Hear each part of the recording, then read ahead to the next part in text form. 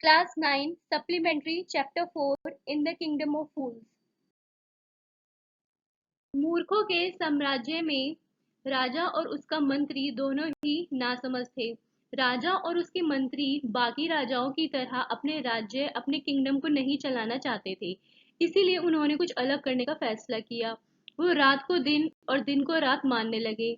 उन्होंने ये आदेश दिया कि जो काम रात में होता है वो दिन में किया जाएगा और जो दिन में होता है वो रात में किया जाएगा।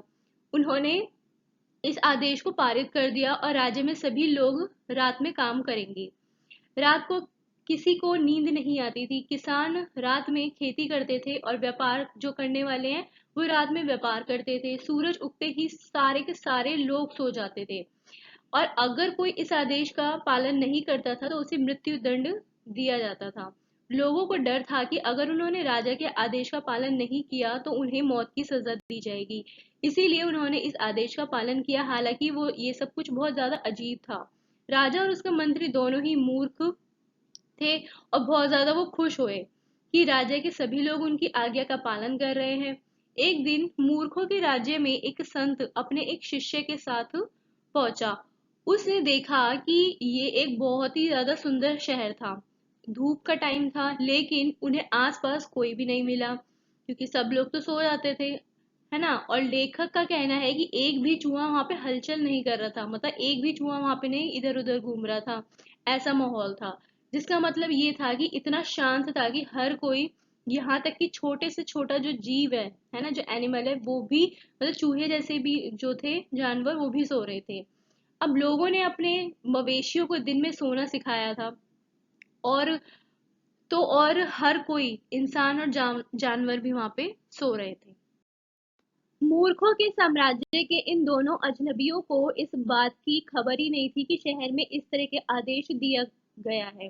तो उन्हें ये देखकर बहुत ज्यादा हैरानी हुई कि दिन के टाइम में सभी लोग सो रहे थे। वो सारे नगर में, पूरे शहर में घूमते रहे और जैसे ही रात हुई सब लोग उठकर अपने अपने काम में लग गए। जो व्यापारी थे वो व्यापार करने लग गए, जो किसान थे वो खेती करने लग गए।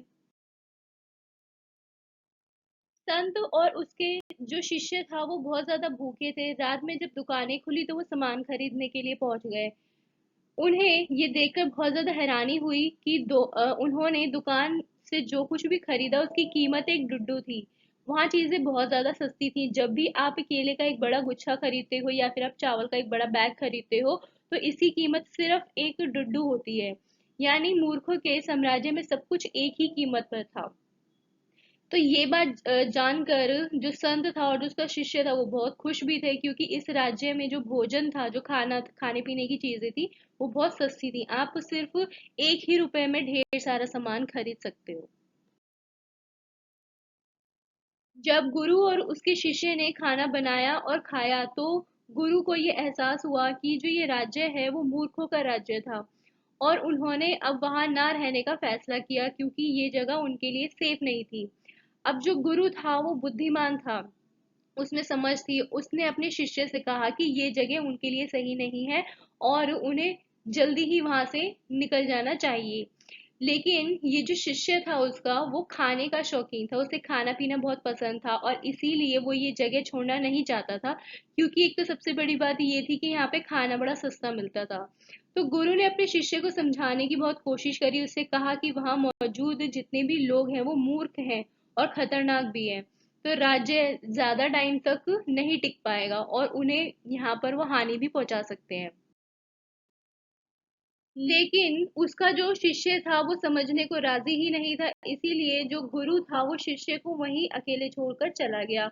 शिष्य मूर्खों के राज्य में ही रुक गया और हर दिन वो बहुत सारा खाना खाता था, जिसकी वजह से वो एक बैल की तरह मोटा हो गया था।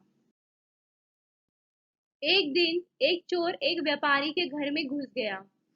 उसने एंटर, मतलब घर में एंटर करने के लिए दीवार में एक छेद कर दिया और सारा सामान लूटने के बाद जब वो घर से बाहर निकलने ही वाला था कि इतने में दीवार टूटकर उसके सिर पर गिर गई और वहीं पर ही वो मर गया। चोर का जो छोटा भाई था वो राजा के पास गया और शिकायत करी कि उसका जो भाई है वो अपना पुराना व्यापार, यानी कि प्राचीन व्यापार, अब वो प्राचीन व्यापार क्या है, चोरी करना, मतलब वो तो अपना काम कर रहा था। अब जो राजा और मंत्री थे वो मूर्ख थे, तो क्या हो रहा था, जो चोर था वो फायदा उठा रहा था राजा की मूर्खता का, है ना। मतलब वो कहता है कि वो तो अपना पुराना काम कर रहे थे, जब वो काम कर रहा था तो दीवार उसके सिर पर गिर गई और उसकी मौत हो गई। चोर का जो भाई था राजा की मूर्खता का वो फायदा उठा रहा था। उसने कहा कि जो अपराधी है वो वही व्यापारी है, मतलब जिसके घर की दीवार थी, मतलब जहां वो चोरी करने घुसा था। मतलब इल्जाम उस व्यापारी पर ही लगा दिया जिसकी दीवार उसके भाई पर गिरी है। उसे एक मजबूत दीवार बनानी चाहिए थी। उसने राजा से व्यापारी को दंडित करने के लिए कहा और उसके परिवार को ये भी कहा कि वो भाई मुआवजा दे, है ना, मतलब कॉम्पेंसेट करे। राजा इतना ज्यादा मूर्ख था कि उसने इस बात पर गौर ही नहीं किया कि जो मरने वाला आदमी था वो चोरी कर रहा था और चोर था। उसने केवल ये सोचा कि वो आदमी उस दीवार गिरने से मर गया और जिस घर की दीवार उसके ऊपर गिरी उसके मालिक को सजा मिलनी चाहिए थी। उसने व्यापारी को बुलाया। व्यापारी के सामने आते ही राजा ने उसका उससे नाम पूछा। तब राजा ने उससे पूछा कि क्या वो घर पर था जब मरा हुआ चोर उसके घर में चोरी कर रहा था। तो वो व्यापारी ने जवाब दिया कि हाँ, घर पर ही है, घर पर ही था। चोर दीवार में छेद करके उनके घर में घुस गया और जब वो बाहर निकलने की कोशिश कर रहा था तो दीवार कमजोर होने की वजह से उसके ऊपर गिर गई। तब राजा ने व्यापारी से कहा कि तुम दोषी हो, तुमने गलत काम किया है, तुम्हारे दीवार कमजोर होने की वजह से चोर मर गया और अब तुम्हें सजा मिलेगी। व्यापारी ने राजा के सामने गिड़गिड़ाकर विनती करी कि महाराज, इसमें मेरी कोई गलती नहीं है। दीवार इसलिए कमजोर थी क्योंकि दीवार बनाने वाले ने उसे ठीक से ही नहीं बनाया था और आपको उसे दंड देना चाहिए। आगे वो कहता है कि ये दीवार उनके पिता के टाइम में बनाई गई थी। इसे बनाने वाला व्यक्ति भी बहुत बूढ़ा था। वो उसे जानता था क्योंकि वो उसके पास में ही रहता था। इसलिए राजा ने अपने सैनिक को उस राजमिस्त्री को बुलाने के लिए भेजा जिसने दीवार बनाई थी।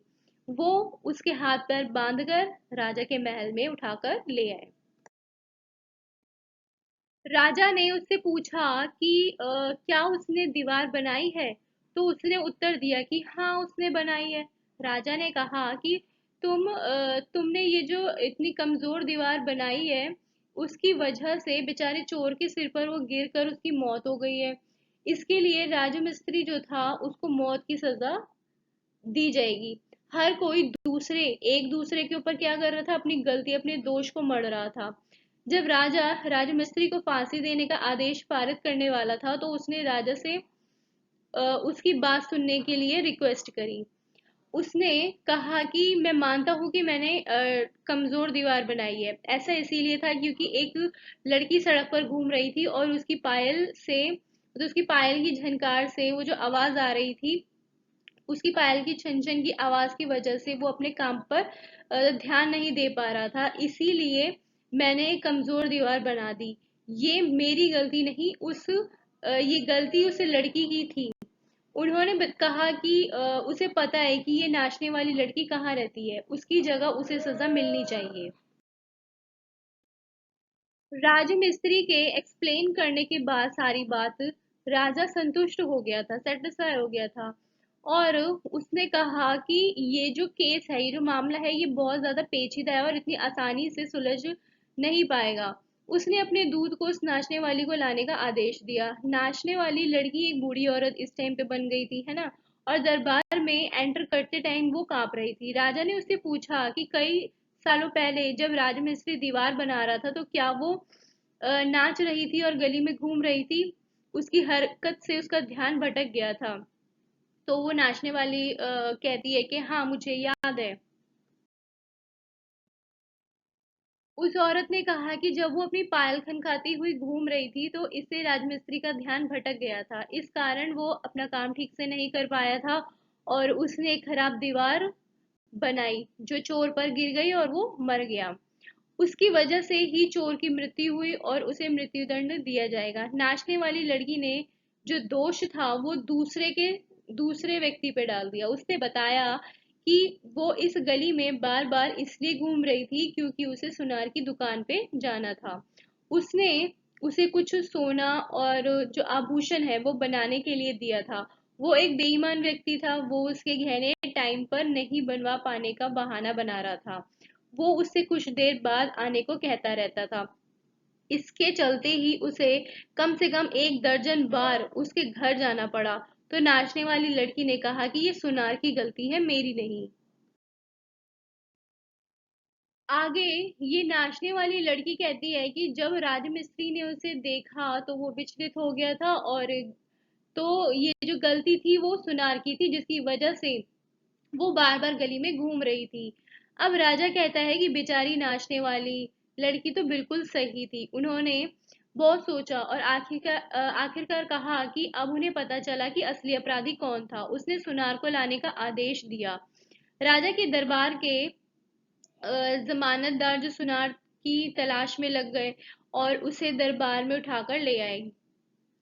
गिरफ्तार होने के डर से वो जो सुनार था वो दुकान के अंदर ही छिपा हुआ था। जब उसे राजा के सामने लाया गया तो उसने अपना जो पक्ष था, जो अपनी साइड थी वो बताई। उन्होंने कहा कि डांस करने वाली लड़की सही कह रही है, उसने कई बहाने बनाए, और मतलब जो सुनार है वो कई बहाने बना रहा था उसके आभूषण रेडी करके देने में, और उसे बार बार अपनी दुकान पर बुलाया। लेकिन उसकी गलती ये नहीं थी। वो कहता है कि मेरी ये गलती नहीं है। मेरे पास एक अमीर व्यापारी का ऑर्डर आया था, और उनके यहाँ शादी थी, और वो अपना ऑर्डर जल्दी बनाने के लिए कह रहे थे, इसीलिए नाचने वाली लड़की के काम में मुझे देरी हो गई। तब राजा ने सुनार से उस अमीर व्यापारी, वो जो व्यापारी था, उसका नाम बताने को कहा। सुनार ने कहा कि ये वही व्यापारी है जिसके घर की दीवार गिरी थी। अब न्याय पूरा हो गया, यानी कि कहानी उसी पर ही आकर के खत्म हो गई जिससे कि शुरू हुई थी। चोर उसी व्यापारी की दीवार के नीचे दबकर मर गया जिसके आभूषण सुनार बना रहा था। एक बार फिर व्यापारी को बुलाया गया। वो रो रहा था और वो जानता था कि राजा मूर्ख है और वो उसे मृत्युदंड देगा। तो व्यापारी कहता है कि जो आभूषण बनवाने का ऑर्डर था वो उसने नहीं दिया था, बल्कि उसके पिता ने दिया था, और उसके पिता की मृत्यु हो चुकी थी, और इसमें उसकी कोई भी गलती नहीं थी। राजा ने अपने मंत्री से सलाह करी और ये फैसला किया कि जो व्यापारी है, व्यापारी का जो पिता है वही हत्यारा है। उसके कारण चोर जो था वो मर गया, क्योंकि व्यापारी के पिता अब जीवित तो नहीं थे, अब किसी को तो सजा मिलनी चाहिए थी। तो इसीलिए उसने कहा कि व्यापारी का जो बेटा है, जिसे अपने पिता से सब कुछ विरासत में मिला है, उसे भी अपने गलत काम की सजा भुगतनी पड़ेगी। उन्होंने जो राजा था उसने कहा कि अब व्यापारी को पहली बार जब देखा था उसने, तो उसी वक्त उसे लगा था कि वही असली में अपराधी है। राजा ने ये घोषणा कर दी कि अब व्यापारी को मरना होगा। जब ये नया हथियार मतलब उसे मारने के लिए तैयार हो रहा था, तो मंत्री को लगा कि जो व्यापारी है वो बहुत ज्यादा पतला है और उसे इस तरह से मौत की सजा नहीं दी जा सकती। उसने ये बात राजा को बताई तो राजा बड़ा चिंता में आ गया था। अब राजा को एक आइडिया आया कि उसे एक ऐसे आदमी को पकड़ना चाहिए जो कि क्या हो, इतना मोटा तो हो कि उसे काठ से मार दिया जाए। अब व्यापारी को मौत की सजा नहीं दी जाएगी क्योंकि वो इतना ज्यादा पतला था कि उसे काठ से मारना पॉसिबल ही नहीं था। तो उन्होंने क्या करा, व्यापारी के बजाय किसी एक दूसरे आदमी को दंडित करने के बारे में सोचा जो इतना मोटा था या इतना मोटा हो, ठीक है, कि उसे काठ से मारा जा सके। तो अंत में राजा ने अपने जो सेवक थे जितने भी, उनको पूरे राज्य में एक ऐसे आदमी को ढूंढने के लिए भेजा जो इतना मोटा हो कि उसे काट से मार दिया जाए। तो उन्हें गुरु का जो वो शिष्य था, आपको याद होगा स्टार्टिंग में वो गुरु शिष्य आए थे, है ना, लेकिन गुरु तो चला गया था, लेकिन शिष्य वहीं उसी राज्य में रह गया था। तो उन्हें गुरु का शिष्य मिला जो बहुत ज्यादा खाना खाने की वजह से क्या हो गया था, मोटा हो गया था खूब।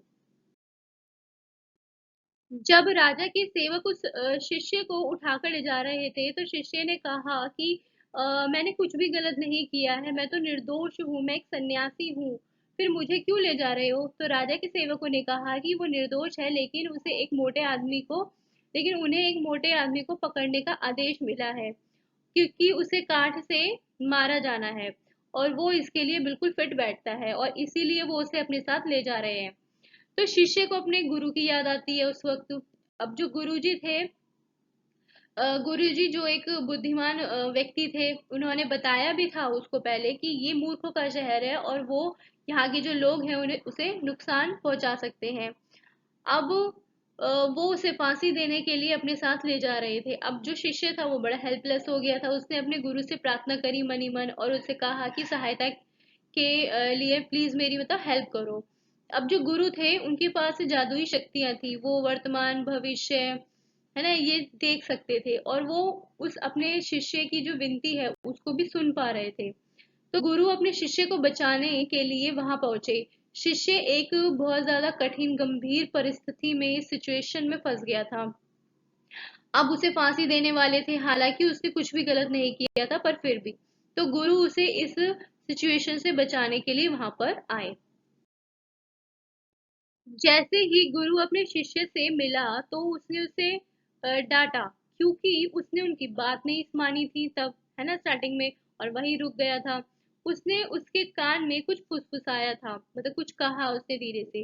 तो गुरु ने राजा को अपनी बातों में फंसाने की कोशिश करी। उन्होंने उससे पूछा कि गुरु और उसके शिष्य में से कौन बड़ा है। राजा ने यह आंसर किया कि निस्संदेह गुरु महान थे। गुरु ने कहा कि इस वजह से राजा को अपने शिष्य को फांसी देने से पहले उसे फांसी देनी होगी। जब शिष्य ने अपने गुरु की ये बातें सुनी तो वो चिल्लाने लगा कि भाई वो पहले मरना चाहता है। जब गुरु और शिष्य इस बात पर बहस करने लगे कि पहले कौन मरेगा, तो राजा जो था वो मतलब उसका माइंड डाइवर्ट हो गया। उसने गुरु से पूछा कि वह क्यों मरना चाहता है।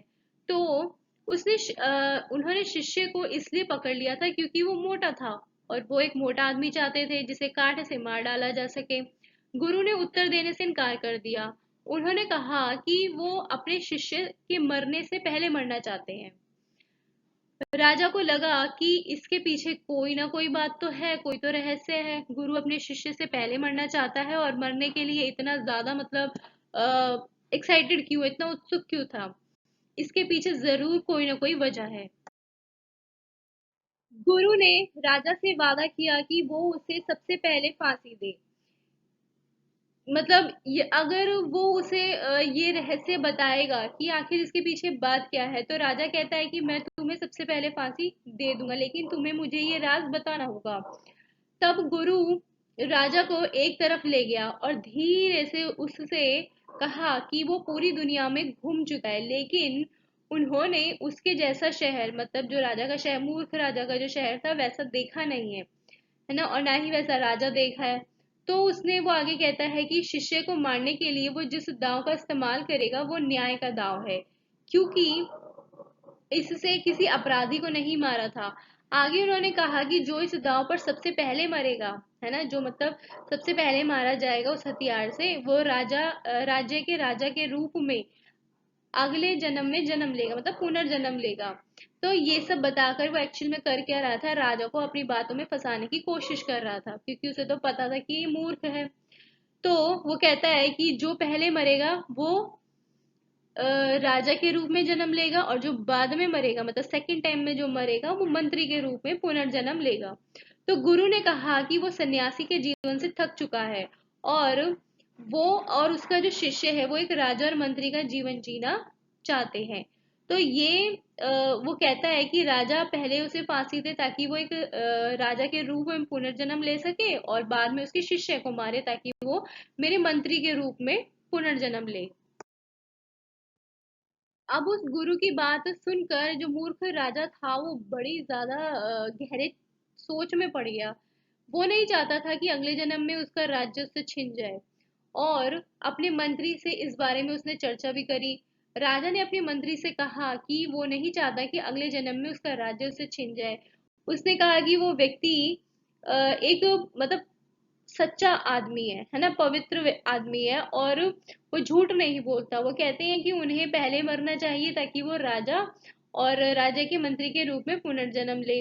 राजा ने अपने जल्लादों से कहा कि वो अपराधियों को रात में मतलब जो जितने भी अपराधी हैं उसको रात में भेजेगा, और सबसे पहले उसे उस व्यक्ति को फांसी देनी चाहिए जो पहले आया था, और फिर दूसरे व्यक्ति को फांसी देनी चाहिए। उन्हें सावधान रहना चाहिए और अपनी और ये जो कोई भी गलती है वो नहीं करनी चाहिए।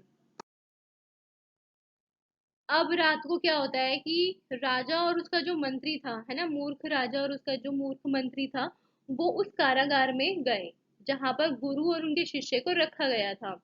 वो गुरु और उनके शिष्य के कपड़े पहनते ताकि वो उनके जैसे दिखे, जैसे कि सेवकों को बताया गया था। वो आए और उन्हें अपने साथ ले गए और फांसी के लिए काठ पर चढ़ा दिया। तो इस तरह गुरु अपनी बुद्धि से अपने मूर्ख राजा और मूर्ख मंत्री जो था उसको मृत्यु दंड देने में मतलब सफल हो गए। अब राजा और उसका जो मूर्ख मंत्री था वो तो मर गए।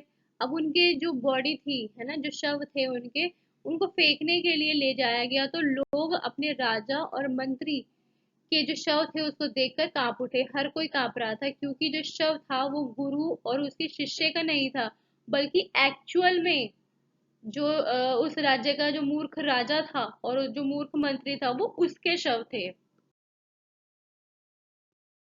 राज्य में जितने भी लोग थे वो अपने मूर्ख राजा और मूर्ख मंत्री की मृत्यु पर शोक मना रहे थे। सुबह कुछ लोगों को गुरु और उसके शिष्य का ख्याल आया और उन्हें लगा कि उनके पास जाना चाहिए। जैसे ही गुरु और उसके शिष्य जो था वो उस राज्य को छोड़ने की प्लानिंग कर रहे थे, तभी लोगों ने उनको वहां पे रोक लिया। राज्य के लोगों ने सोचा कि उन्हें एक राजा और एक मंत्री की जरूरत है और इसलिए उन्होंने गुरु और उसके शिष्य से राज्य का नया राजा और मंत्री बनने की रिक्वेस्ट करी। अब जो शिष्य था वो तो मतलब एकदम तुरंत मान गया, लेकिन जो गुरु था वो इस बात पर राजी नहीं था उस टाइम पर।